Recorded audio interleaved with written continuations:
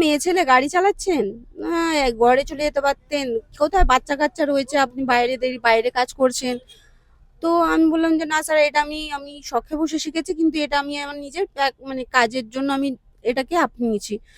তারপরে বলে, তা ওনার না কিছু একটা ছিল, আপনার নাম্বারটা দিন, এরকম ছিল। আমি তখন বললাম যে না স্যার, এটা আমাদের পলিসিতে নেই, আমাদের এটা কোনো প্রকার আমরা দিতে পারবো না।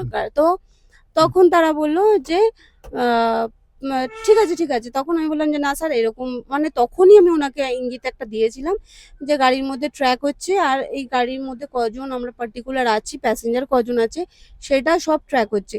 তখন উনি একটুখানি পিছিয়ে গেছিল, যে ভাবলো যে মেয়ে ড্রাইভার আছে, একটু চান্স নিচ্ছিল, বুঝেছিলাম আমি। তো তখন উনি যখন দেখলো যে না, এরকম ব্যাপার একটা আছে, তো তখন উনি চেপে গেছে। ফার্স্টে একদিন খুব কেঁদেছিলাম যে আমাকে হয়েছিল 350, আর ওই ম্যাম দুটো দিয়েছিল আমাকে 250 দিয়ে চলে গেছিল। এবার 100 রুপিস যেটা, সেটা আমার পকেট দিয়ে গেছিল। নমস্কার, আমি এই মুহূর্তে রয়েছে এটা অ্যাপ ক্যাবে। আর এই অ্যাপ ক্যাবে দেখতে পাচ্ছেন যে আমার পাশে কে বসে আছে। দেখুন, এই অ্যাপ ক্যাবে যিনি বসে রয়েছেন, দিদি নমস্কার। নমস্কার স্যার। বলছি, কতদিন অ্যাপ ক্যাব চালাচ্ছেন? আমি রিসেন্টলি জয়েন করেছি।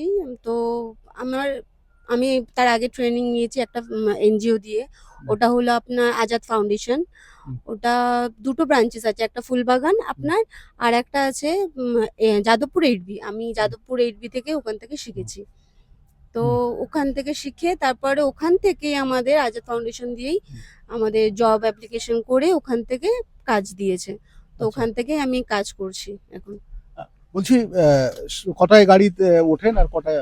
আমাদের টাইমিং থাকে স্যার 8 to 8, সকাল মানে 8টা সকাল থেকে 8টা 8টা থেকে রাত্রি 8টা অবধি। হুম। তো আমি ওই 12 আওয়ার্স কাজ করি। আমাদের 10 আওয়ার্স মতন অনলাইন থাকতে হয়। আমি কাজ করি, বেশ ভালোই লাগে, আমি কাজ করি।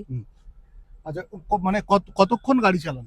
আমাদের স্যার এইটা হলো অনলাইনে, যেহেতু আমাদের 10 আওয়ার্স অনলাইন থাকতে হয় স্যার। তো 10 আওয়ার্স এর মধ্যে আমি অনলাইন থাকি। তার মধ্যে ইনক্লুডিং চার্জিং গাড়ির আছে, আমাদের টিফিন টাইম আছে, নিজেদের একটু রেস্ট নেওয়া আছে। তো 10 ঘন্টার মধ্যে আমাদের মেকআপ করতে হয়। আচ্ছা, আরেকটা আপনাকে বলি যে এই যে কোথায় কোথায় কত দূরে যান কলকাতা থেকে? অনেক, মানে যেখানে যেখানে আমার প্যাসেঞ্জার আসে সেখান থেকে আমি মানে যাই অনেকটা দূর। হাওড়া স্টেশন আছে, ডানকুনি স্টেশন, মানে অনেক দূর, মানে কোথাও কোনো ঠিক থাকে না। অন্ধকার রাস্তা। হ্যাঁ, একদম যাই, কোনো অসুবিধা নেই। একদম বেপরোয়া, মানে চলে যাই, কোনো অসুবিধা নেই। কেউ আচ্ছা, একটা যে আপনার অভিজ্ঞতা জানতে চাইছি, এ পর্যন্ত আপনাকে ধরুন এরকম কোনো ক্যাবে প্যাসেঞ্জার কেউ আপনাকে বাজে কথা বলা, হ্যারাস করা এসব? না, অনেক প্যাসেঞ্জার আছে খুব অ্যাপ্রিসিয়েট করে। একটা প্যাসেঞ্জার আমার সাথে